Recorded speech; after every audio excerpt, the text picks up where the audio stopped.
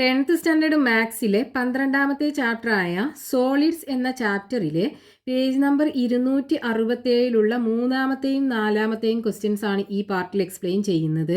അതിൽ മൂന്നാമത്തെ question, A conical fire work is of base diameter 10 centimeters and height 12 centimeters. 10,000 such fireworks are to be wrapped in color paper. The price of the color paper is 2 rupees per square meter. What is the total cost? Conical ഷേപ്പിലുള്ള ഒരു പൂക്കുറ്റിയുടെ base diameter പാദവ്യാസം 10 സെന്റിമീറ്ററും height ഉയരം 12 സെന്റിമീറ്ററുമാണ്. ഇങ്ങനെയുള്ള 10,000 പൂക്കുറ്റികൾ colour paper ഒട്ടിക്കാൻ എത്ര cost വരും എന്നാണ് നമുക്ക് കാണേണ്ടത്. 1 മീറ്റർ സ്ക്വയർ കളർ പേപ്പറിന് 2 രൂപയാണെന്നും തന്നിട്ടുണ്ട്. കോണിക്കൽ ഷേപ്പിലുള്ള ഒരു പൂക്കുറ്റി, അതായത് വൃത്തസ്തൂപികയുടെ ആകൃതിയിലുള്ള ഒരു പൂക്കുറ്റിയുടെ ബേസ് ഡയമീറ്റർ നമുക്ക് തന്നിട്ടുണ്ട്. പാദവ്യാസം ഇതാണ് ബേസ് ഡയമീറ്റർ എന്ന് പറയുന്നത്. അത് 10 സെന്റിമീറ്റർ ആണെന്ന് തന്നിട്ടുണ്ട്. ബേസ് ഡയമീറ്റർ പാദവ്യാസം 2r is equal to 10 centimetre ആണ്. അപ്പൊ ബേസ് റേഡിയസ് എന്തായിരിക്കും? ബേസ് റേഡിയസ് പാദ ആരം r is equal to 10/2 equal to 5 centimetre കിട്ടും. ഇനി ഈ പൂക്കുറ്റിയുടെ ഉയരം നമുക്ക് തന്നിട്ടുണ്ട്, അതായത് height h is equal to 12 centimetre ആണ്. ഇവിടെ റേഡിയസ് നമുക്ക് കിട്ടിയത് r is equal to 5 centimetre, അതായത് ഹൈറ്റ് ഉയരം h is equal to 12 centimetre. ഇനി നമുക്ക് വേണ്ടത് ഇങ്ങനെയുള്ള 10,000 പൂക്കുറ്റികൾ. പൂക്കുറ്റികളുടെ എണ്ണം 10,000 പൂക്കുറ്റികൾ കളർ പേപ്പർ ഒട്ടിക്കാനാകുന്ന കോസ്റ്റ് ആണ് കാണേണ്ടത്. 1 മീറ്റർ സ്ക്വയർ കളർ പേപ്പറിന്റെ പ്രൈസ് തന്നിട്ടുണ്ട്, അതായത് പ്രൈസ് ഓഫ് കളർ പേപ്പർ നമുക്ക് തന്നിട്ടുണ്ട്.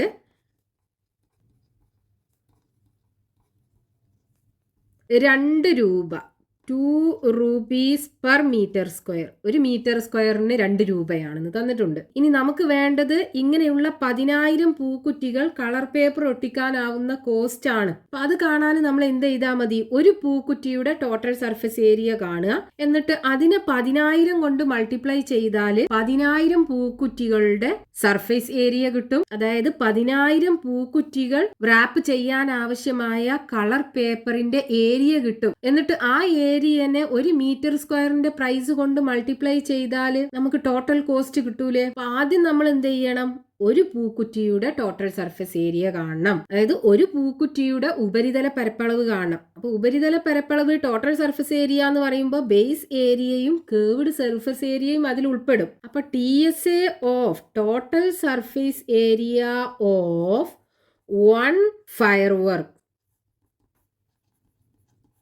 is equal to the base area pi r square ആണ്, curved surface area pi rl ആണ്. ഇനി ഇവിടെ നമുക്ക് പൈയും ആറും കോമൺ ആണ്. അപ്പൊ പൈനെയും ആറിനെയും പുറത്തെടുത്തിട്ട് ഇതിനകത്ത് ഇനി ഒരു ആറും കൂടെ ഉണ്ടാവും, ഇവിടെ ഒരു എല്ലും ഉണ്ടാവും.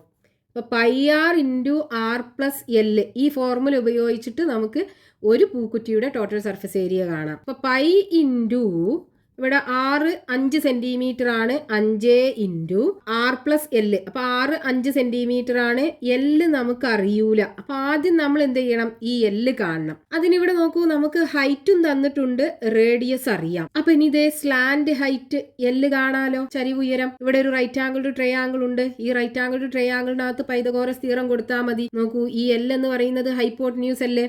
അപ്പൊ l is equal to square root of base square plus height square, അതായത് കർണം is equal to square root of പാദം സ്ക്വയർ പ്ലസ് ലംബം സ്ക്വയർ. ഇവിടെ 5 ആണ് ബേസ് വരുന്നത്, അപ്പൊ 5 സ്ക്വയർ, ഹൈറ്റ് 12 ആണ്, അപ്പൊ 12ന്റെ square equal to square root of 5ന്റെ സ്ക്വയർ 25 വരും, പ്ലസ് 12ന്റെ സ്ക്വയർ 144 വരും, equal to square root of 25 144 കൂടെ കൂട്ടിയാൽ 169 വരും. 169 ഒരു പെർഫെക്റ്റ് സ്ക്വയർ നമ്പർ ആണ്. 13 × 13 ആണ് 169. അപ്പൊ 169ന്റെ സ്ക്വയർ റൂട്ട് എടുക്കുമ്പോൾ 13 കിട്ടും. അപ്പൊ സ്ലാൻഡ് ഹൈറ്റ് ചരിവ് ഉയരം L is equal to 13 centimetre കിട്ടി.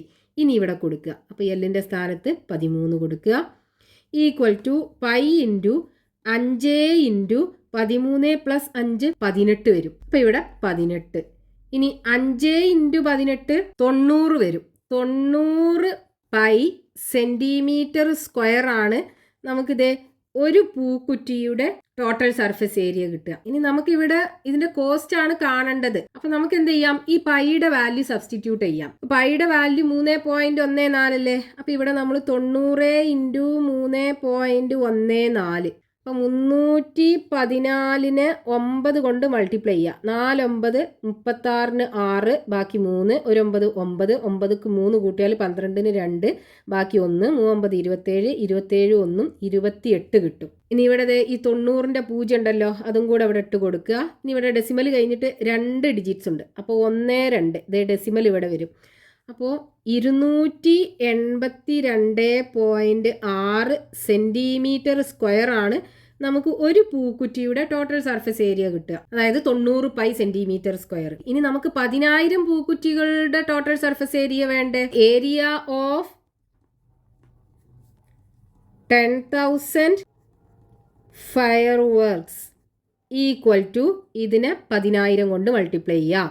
282.6 × 10,000 ഈക്വൽ ടു ഇവിടുത്തെ ഡെസിമൽ പോയി നമുക്കൊരു 0 ഒഴിവാക്കാം. അപ്പൊ 2826 × 1000 വരും. അപ്പൊ 2826 3 0 ഇട്ട് കൊടുക്കുക. ഇത്രയും സെന്റിമീറ്റർ സ്ക്വയർ ആണ് കിട്ടുക. ഇനി ഇവിടെ നമുക്ക് 1 മീറ്റർ സ്ക്വയറിനാണ് ഈ 2 രൂപ തന്നിട്ടുള്ളത്. നമുക്ക് ഇവിടെ സെന്റിമീറ്റർ സ്ക്വയറിലാണ് ഏരിയ കിട്ടിയിട്ടുള്ളത്. അപ്പൊ നമ്മൾ എന്ത് ചെയ്യണം, ഈ സെന്റിമീറ്റർ സ്ക്വയറിന്ന് മീറ്റർ സ്ക്വയർക്ക് കൺവേർട്ട് ചെയ്യണം. അപ്പൊ സെന്റിമീറ്ററിന്ന് മീറ്റർക്ക് കൺവേർട്ട് ചെയ്യുമ്പോൾ എന്താ ചെയ്യുക, സെന്റിമീറ്ററിന്ന് മീറ്റർക്ക് കൺവേർട്ട് ചെയ്യാൻ നമ്മൾ 100 കൊണ്ട് ഡിവൈഡ് ചെയ്യല്ലേ ചെയ്യുക. സെന്റിമീറ്റർ സ്ക്വയറിന്ന് മീറ്റർ സ്ക്വയർക്ക് കൺവേർട്ട് ചെയ്യാനായിട്ട് 100ന്റെ സ്ക്വയർ കൊണ്ട് ഡിവൈഡ് ചെയ്യണം. അപ്പൊ നമ്മൾ എന്ത് ചെയ്യുക, ഇതിനെ അതായത് ഈ 2826.000 ഇതിനെന്ത് ചെയ്യുക,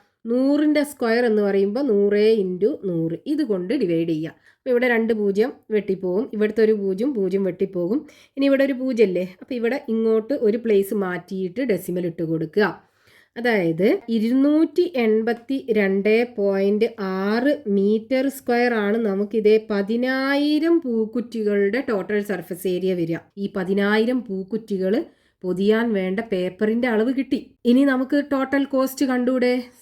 ടോട്ടൽ കോസ്റ്റ് ഈക്വൽ ടു ഈ 282.6ന് 1 മീറ്റർ സ്ക്വയറിന്റെ പ്രൈസ് കൊണ്ട് മൾട്ടിപ്ലൈ ചെയ്യുക. അപ്പൊ × 2 ഈക്വൽ ടു ഇതിനെ 2 കൊണ്ട് മൾട്ടിപ്ലൈ ചെയ്താൽ 2 × 6 12ന് 2 വരും, ബാക്കി 1 ഉണ്ടാകും. 2 2 4, 4 1 5, 2 8 16ന് 6, ബാക്കി 1, 2 2 4, 4 1 5 ഡെസിമൽ ഇട്ട് കൊടുക്കുക. അപ്പൊ 565.2. അപ്പൊ total cost equal to 565.2 rupees.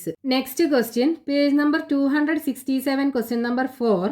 Prove that for a cone made by rolling up a semicircle, the area of the curved surface is twice the base area. ഒരു സെമി സർക്കിൾ റോൾ ചെയ്തുണ്ടാക്കുന്ന കോണിന്റെ curved surface area base ഏരിയയുടെ 2 times ആയിരിക്കും എന്ന് തെളിയിക്കണം. അതായത് ഒരു അർദ്ധവൃത്തം വളച്ചുണ്ടാക്കുന്ന വൃത്തസ്തൂപികയുടെ വക്രതല പരപ്പളവ് അതിന്റെ പാദ പരപ്പളവിന്റെ 2 മടങ്ങാണെന്ന് തെളിയിക്കണം. ഒരു സെമി സർക്കിൾ അഥവാ അർദ്ധവൃത്തം വളച്ചിട്ടാണ് കോൺ ഉണ്ടാക്കുന്നത്. സെമി സർക്കിൾ എന്ന് പറയുമ്പോൾ അതിന്റെ സെൻട്രൽ ആംഗിൾ 180 ഡിഗ്രി ആയിരിക്കും. അപ്പൊ x is equal to 180 degree. ഇനി ഈ കോണിന്റെ ബേസ് റേഡിയസ് 6, സ്ലാന്റ് ഹൈറ്റ് അഥവാ ചരിവ് ഉയരം L ആക്കി എടുക്കാം. ഇനി നമുക്ക് വേണ്ടത് എന്താണ്, ഈ കോണിന്റെ കേർവ്ഡ് സർഫസ് ഏരിയ, ഇതാണല്ലോ കേർവ്ഡ് സർഫസ് എന്ന് പറയുന്നത്.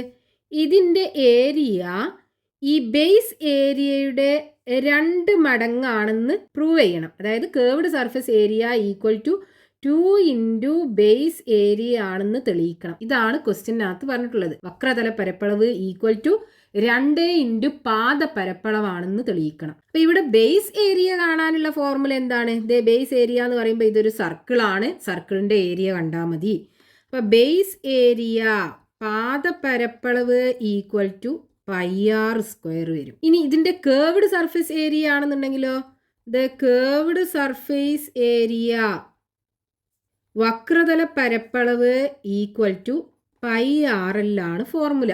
ഇനി ഇവിടെ നോക്കൂ, നമ്മൾ ഏത് സർക്കിളിൽ നിന്നാണോ ഈ സെമി സർക്കിൾ കട്ട് ചെയ്തെടുത്തത് ആ സർക്കിളിന്റെ റേഡിയസ് 6. ഇനി ഈ ആറും ഈ എല്ലും തമ്മിൽ ഈക്വൽ ആകൂലേ? ദേ ഇവിടുത്തെ റേഡിയസ് ആണ് ഇവിടുത്തെ സ്ലാന്റ് ഹൈറ്റ് ആയിട്ട് വരുന്നത്. ഇനി ദേ ഈ കോണിന്റെ ബേസ് പെരിമീറ്റർ, പാദ ചുറ്റളവ്, അതായത് ഈ സർക്കിളിന്റെ സർക്കംഫറൻസ് ഈ സെമി സർക്കിളിന്റെ ആർക്ക് ലെങ്ത്തിന് ഈക്വൽ ആകുമല്ലോ.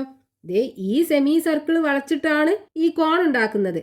അപ്പൊ ഇവിടുത്തെ ആർക്ക് ലെങ്ത്തും ഈ ബേസ് പെരിമീറ്ററും തമ്മിൽ ഈക്വൽ ആയിരിക്കും. അതായത് ഇവിടുത്തെ സർക്കംഫറൻസ് 2πr ആണ്. അപ്പൊ ഈ ആർക്ക് ലെങ്ത്തും 2πr ആയിരിക്കും. ഇനി നമ്മൾ പഠിച്ചതനുസരിച്ച് ഇവിടുത്തെ സെൻട്രൽ ആംഗിൾ ഈ 360 ഡിഗ്രിയുടെ എത്ര ഫ്രാക്ഷൻ ആണോ അതേ ഫ്രാക്ഷൻ തന്നെ ആയിരിക്കും ഈ ആർക്ക് ലെങ്ത് ഈ മൊത്തം സർക്കിളിന്റെ ലെങ്ത്തിന്റെ. അതായത് x/360 equal to 2πr by ഇവിടുത്തെ ഈ മൊത്തം സർക്കിളിന്റെ ലെങ്ത് എന്ന് പറയുന്നത് 2πr, റേഡിയസ് r അല്ലേ.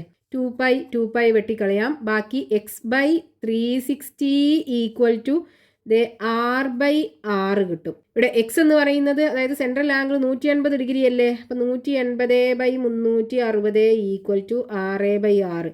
ഇതിനെ നമ്മൾ ചെറുതാക്കി കഴിഞ്ഞാൽ 1/2 കിട്ടും. ഇനി അങ്ങോട്ടും ഇങ്ങോട്ടും ക്രോസ് ചെയ്യാം. അപ്പോൾ 6 × 1 6 വരും, ഈക്വൽ ടു ഈ രണ്ടിനെ ഇങ്ങോട്ട് കൊണ്ടുപോയി മൾട്ടിപ്ലൈ ചെയ്യുമ്പോൾ 2r വരും. ഇനി നോക്കൂ, r ഈക്വൽ ടു l ആണല്ലോ. ഇവിടുത്തെ റേഡിയസും ഈ സ്ലാന്റ് ഹൈറ്റും തമ്മിൽ ഈക്വൽ ആണ്. അപ്പോൾ ആറിന് പകരം l കൊടുക്കാം നമുക്ക്. l is equal to 2r കിട്ടൂലേ. ഇനി ഈ 2r കൊണ്ടുവന്നിട്ട് ദേ ഈ എല്ലിന്റെ സ്ഥാനത്ത് കൊടുക്കുക. അപ്പൊ curved surface area is equal to pi into r into എല്ലിന് പകരം 2r കൊടുക്കുക. ഈക്വൽ ടു 2 ഇൻറ്റു പൈ ഇൻറ്റു r² വരൂലേ. അപ്പൊ ഈ πr² എന്ന് പറഞ്ഞാൽ എന്താണ്? Base area. അപ്പൊ നോക്കൂ, curved surface area equal to 2 into base area ആയല്ലോ. അതായത് കേർവ്ഡ് സർഫസ് ഏരിയ